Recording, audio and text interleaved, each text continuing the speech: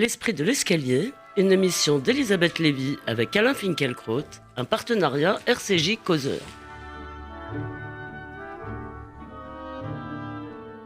Bonjour à tous, bonjour Alain Finkielkraut. Bonjour. Ce sont les petites histoires qui font la grande et aujourd'hui, deux de ces micro-histoires sont à notre menu.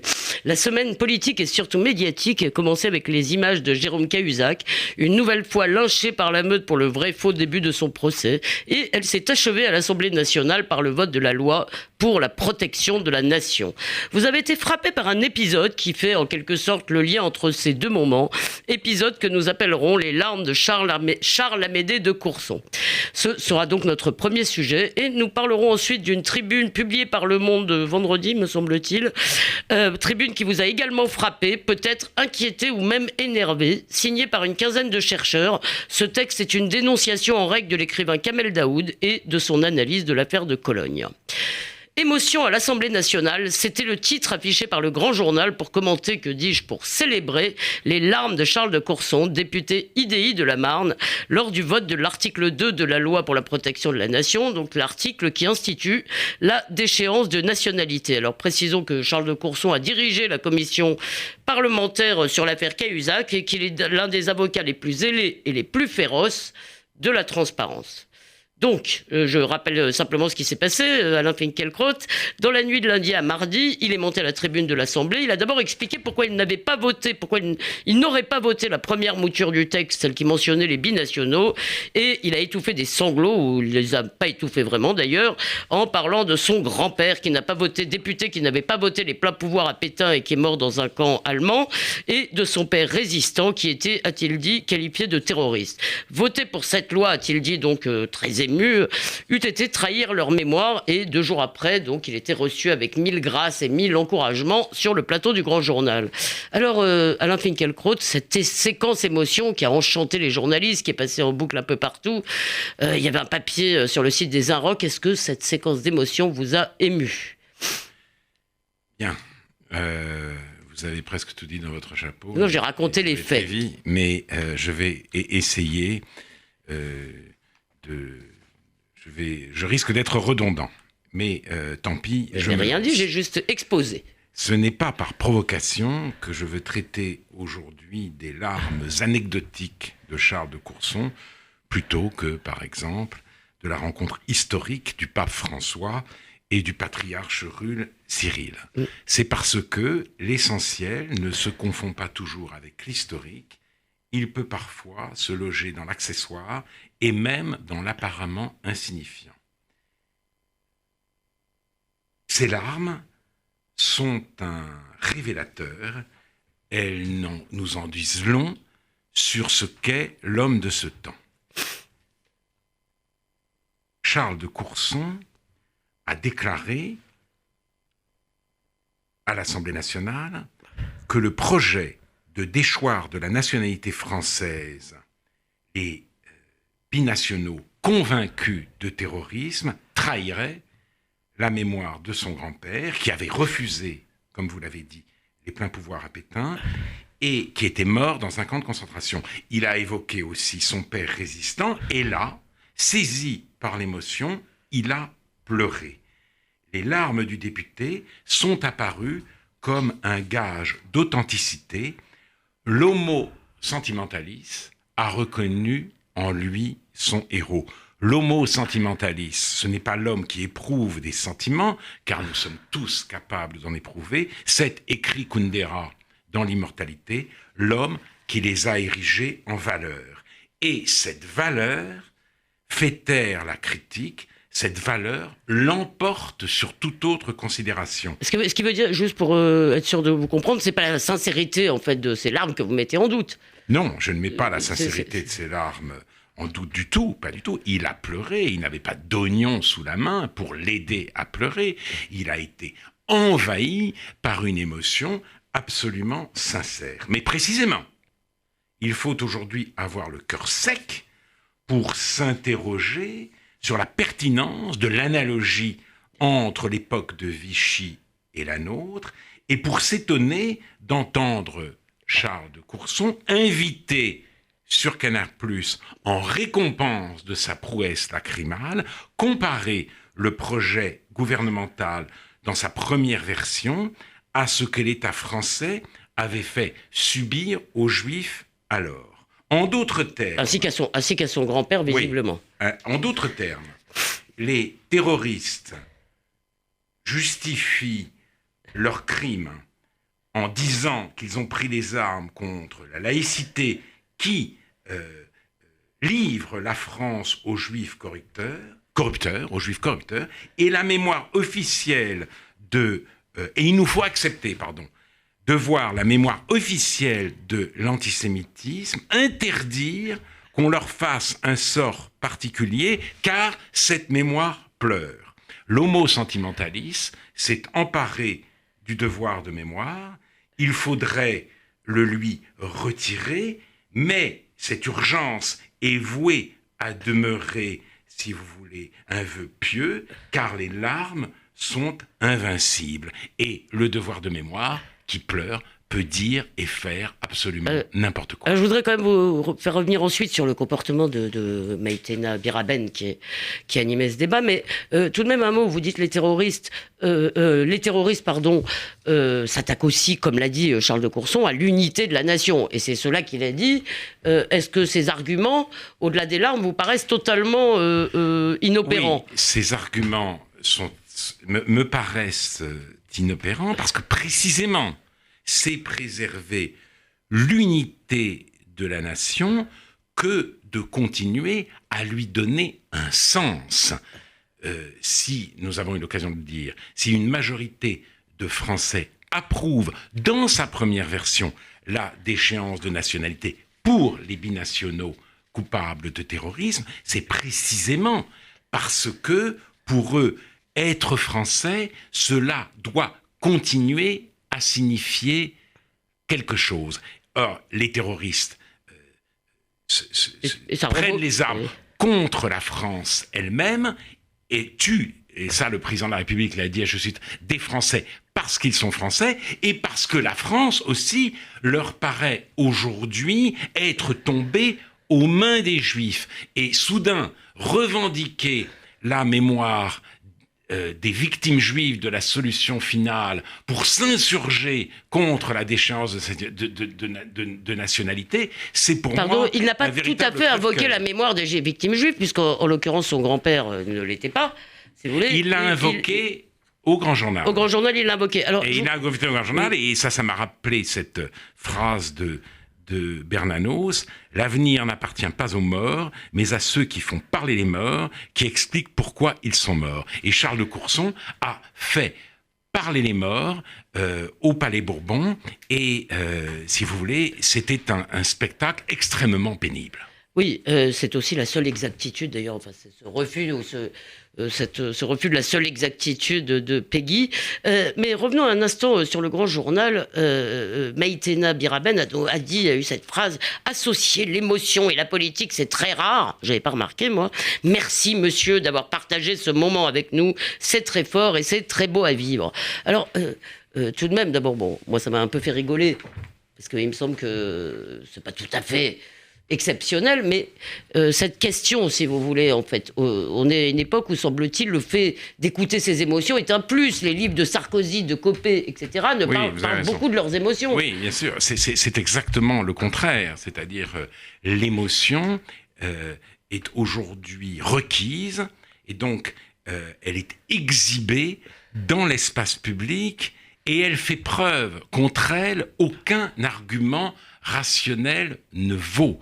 Le pleur l'emporte sur toute raison. C'est exactement ce qui s'est produit avec Charles de Courson. Donc, il faut Marité Biraben dit exactement le contraire de la vérité. On exige de l'émotion en lieu et place de l'argumentation. Oui, mais on l'exige parce que, dans un sens, si vous voulez, c'est toute cette idée que nos dirigeants doivent être humains et finalement ils doivent être comme nous. Ils ont des histoires ils ont les mêmes histoires banales, les mêmes.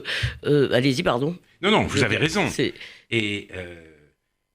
Mais en même temps, vous dites, ils doivent être comme nous Et nous avons des histoires, pas simplement des histoires banales, mais ils doivent être comme nous, et s'ils sont émus, c'est la preuve qu'ils sont humains. Oui. Voilà. Donc, voilà. L'émotion comme garantie d'humanité. Mais vous l'avez rappelé, Elisabeth Lévy, dans votre présentation, Charles de Courson a été le président de la commission parlementaire chargée d'enquêter sur l'affaire Cahuzac. Et il a fait preuve envers l'ancien ministre du Budget d'une dureté implacable.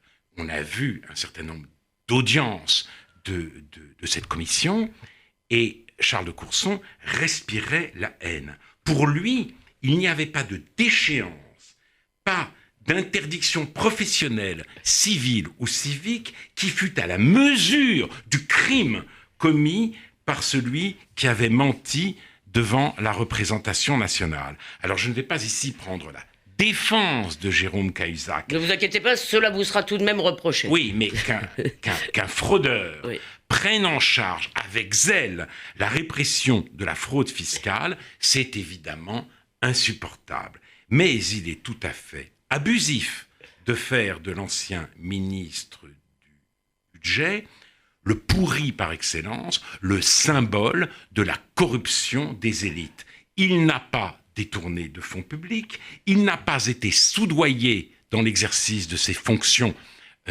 parlementaires ou ministérielles par une puissance étrangère. Et il n'a découpé personne en morceaux. Et il n'a pas pratiqué le clientélisme. C'est ça, la corruption. En se déchaînant contre Cahuzac, la vous avez raison, société... ne traite pas. Vous avez raison, on parle tout le temps de corruption, mais il n'y a pas mais la corruption, un gramme de corruption et dans cette affaire. Il y a de la fraude, de l'évasion fiscale, de la fraude fiscale. La corruption existe, oui. Elle est inquiétante avec la richesse extrême des monarchies pétrolières et leur invasion de l'Europe. Elle va se développer, mais la société, en se déchaînant contre Cahuzac, ne traite pas de ce problème. Elle... pratique le lynchage réconciliateur. Elle s'abandonne à l'ignoble unité du tous contre un. Et Kundera, que je cite une nouvelle fois, cite dans Les Testaments trahis cette phrase de Kafka sur les romans de Dickens. « Sécheresse de cœur, dissimulée derrière un style débordant de sentiments. » C'est sévère pour Dickens, oui. Mais cela convient très bien à Charles de Courson. Lyncheur larmoyant, pleurnicheur féroce. Son histoire est édifiante, elle nous invite, au nom même du sentiment, si j'ose dire, à nous méfier de l'homo sentimentaliste. Vous voulez dire qu'entre les larmes et la férocité, il n'y a pas contradiction? Il n'y a pas contradiction. C'est aussi, je cite beaucoup aujourd'hui, mais c'est aussi ce que disait Bernanos. Oui. Il disait dans Les Grands Cimetières sous la Lune, certaines contradictions de l'histoire moderne se sont éclairées à mes yeux lorsque j'ai voulu tenir compte d'un fait qui d'ailleurs crève les yeux. L'homme de ce temps a le cœur dur et la tripe sensible. Ben voilà. Oh, que c'est beau. Le cœur dur et la tripe sensible. Le cœur dur et la tripe sensible. Merci Alain Finkielkraut. Nous y sommes. Nous y sommes. Voilà pourquoi j'ai voulu prélever dans une actualité pourtant très riche cet événement en apparence très anecdotique, les larmes de Charles de Courson. Et nous voilà donc dans les griffes d'Homo Sentimentaliste. C'est gai. Passons donc au fantasme de Kamel Daoud. Alors là, je vais aller très vite, cher Alain Finkielkraut. Donc les fantasmes de Kamel Daoud, c'est le titre de la tribune publiée dans Le Monde de vendredi, signée par une vingtaine de chercheurs qu'on n'insultera pas en observant qu'ils ne sont pas des têtes d'affiche. Donc je vais vous laisser exposer le contenu de ce texte. Je précise simplement qu'il répondait à un article de Kamel Daoud paru d'abord dans la Republica, je crois très mi-janvier, me semble-t-il, et repris par Le Monde le 31. Et cet article était intitulé « Cologne, terre de fantasmes ou lieu de fantasmes », évoquant la misère sexuelle dans le monde arabo-musulman. Il concluait que face à ces événements, il ne faut ni fermer les yeux, ni fermer la porte. Alors expliquez-nous cette affaire, Alain Finkielkraut, et cette tribune. Je vous explique cette affaire qui me paraît en effet très sérieuse, très grave même. J'avais lu dans Le Monde du 31 janvier, en effet, l'article de Kamel Daoud, Cologne, lieu de fantasme. il est dit que on voit dans le réfugié son statut, pas sa culture. Il est la victime qui recueille la projection de l'occidental ou son sentiment de devoir humaniste ou de culpabilité. On voit le survivant et on oublie que le réfugié vient d'un piège culturel que résume surtout son rapport à Dieu et à la femme. Donc ça, c'est dans le texte de Kamel Daoud. Il ajoute que le réfugié n'est certes pas un sauvage, mais en même temps, il est différent. Il faut offrir l'asile au corps, je cite encore Kamel Daoud, mais aussi convaincre l'âme de changer. L'autre vient de ce vaste univers douloureux et affreux que sont la misère sexuelle dans le monde arabo-musulman, le rapport malade à la femme, au corps et au désir. L'accueillir n'est pas le guérir. Et une pétition... Mais on se demande d'ailleurs, au passage, en lisant ce texte, on se est tout de suite désespéré parce qu'on se dit, d'accord, mais peut-être ne peut-on pas le changer, ni le guérir. Alors, justement, voilà. J'essaierai d'y répondre. La pétition. Alors, justement, la pétition signée par des sociologues, des anthropologues et des historiens accuse Kamel Daoud de pratiquer un essentialisme radical et d'alimenter les fantasmes islamophobes d'une partie croissante du public européen. C'est très intéressant. J'ai dit anthropologue, sociologue, historien. Or, les sciences sociales sont nées au XIXe siècle d'une insatisfaction devant la pensée des économistes qui ne désignaient de réel que les individus et pour lesquels la société n'était qu'une association d'intérêts. Prétendant observer l'individu concret, les économistes, selon justement les inventeurs des sciences sociales, n'en donnent qu'une figure tronquée, abstraite, sans lieu et hors du temps, sans l'épaisseur et la complexité de l'existence sociale.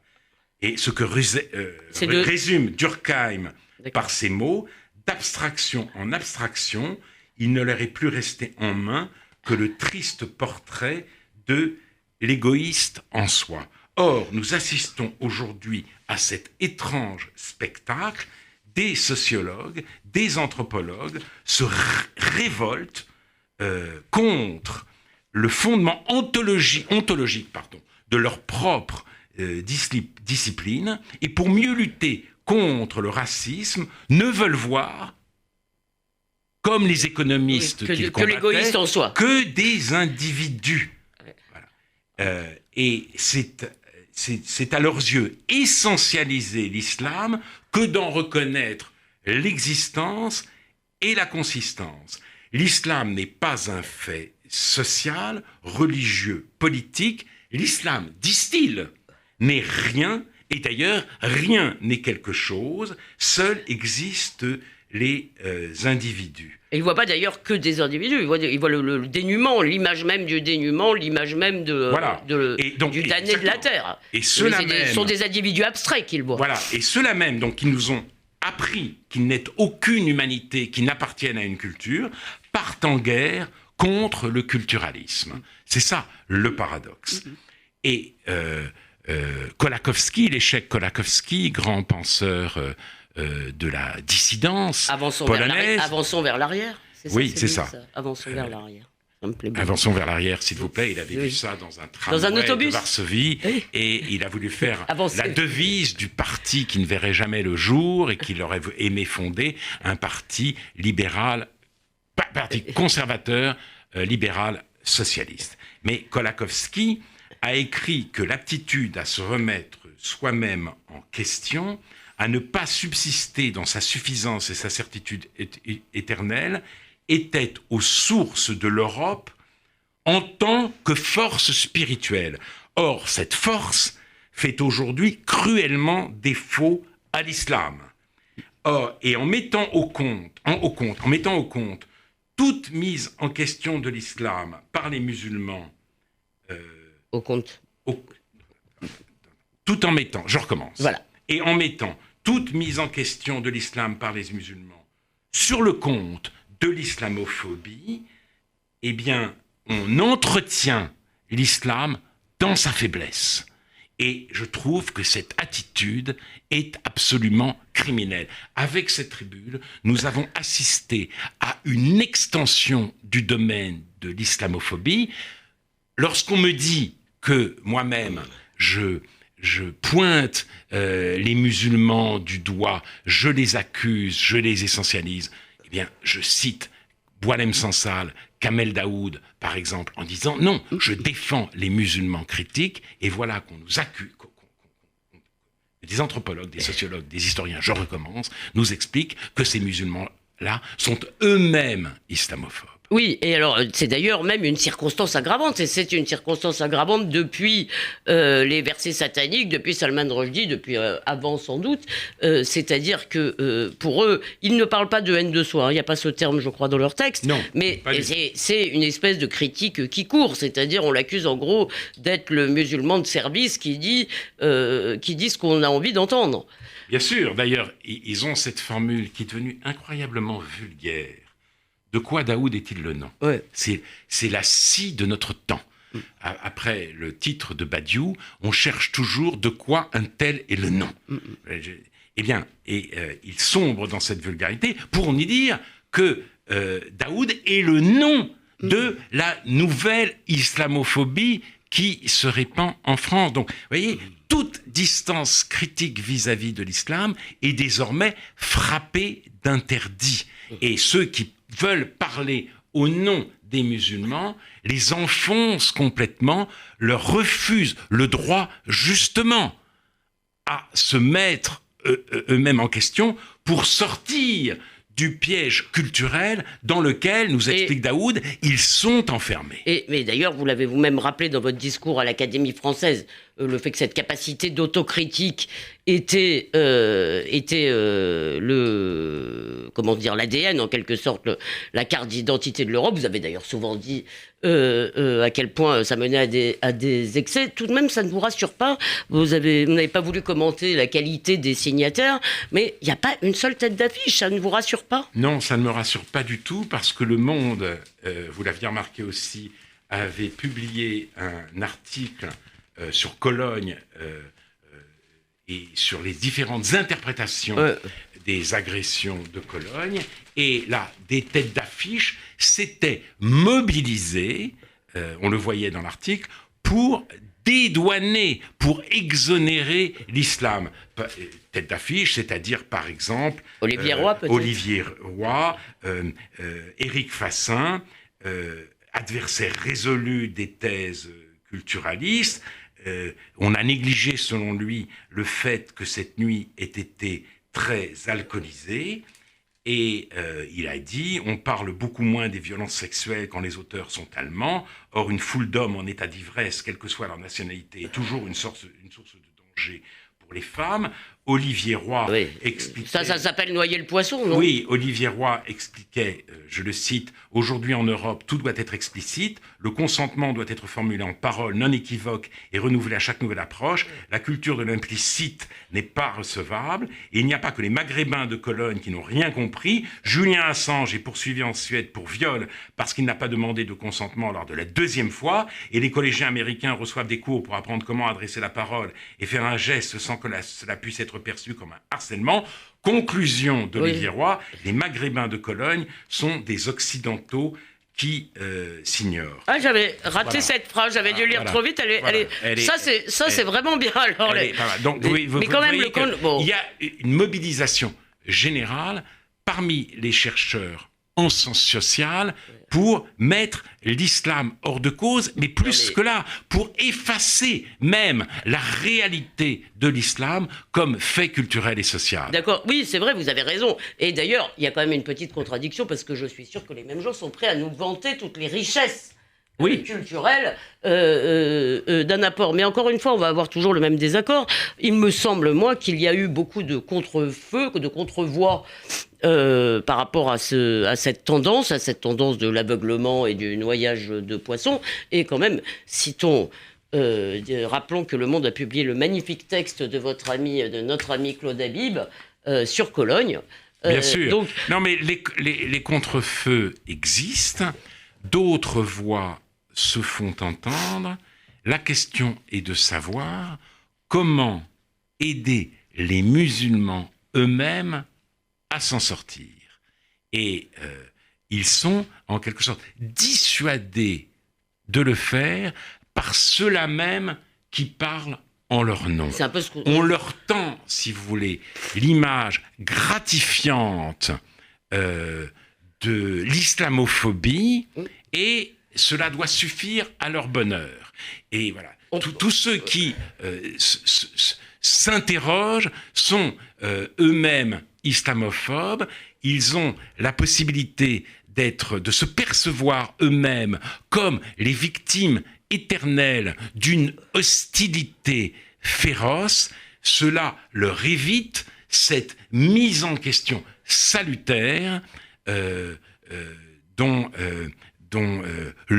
Qui a été la force de l'Europe et qui pourrait être la voie de leur émancipation. Et d'ailleurs, on pourrait faire un parallèle avec les amis des Palestiniens qui souvent les encouragent aussi sur le plan politique dans le radicalisme. Mais dernière question, parce que l'heure de la fin de l'émission approche. Le texte de Kamel Daoud, je vous l'ai dit, moi je l'ai trouvé un peu désespérant parce que dans le fond, cette approche culturaliste, c'est-à-dire cette prise en compte des cultures, peut laisser penser que pour un certain nombre de gens, pas tous, c'est foutu, c'est-à-dire on ne peut pas changer leur âme, comme le dit Kamel Daoud.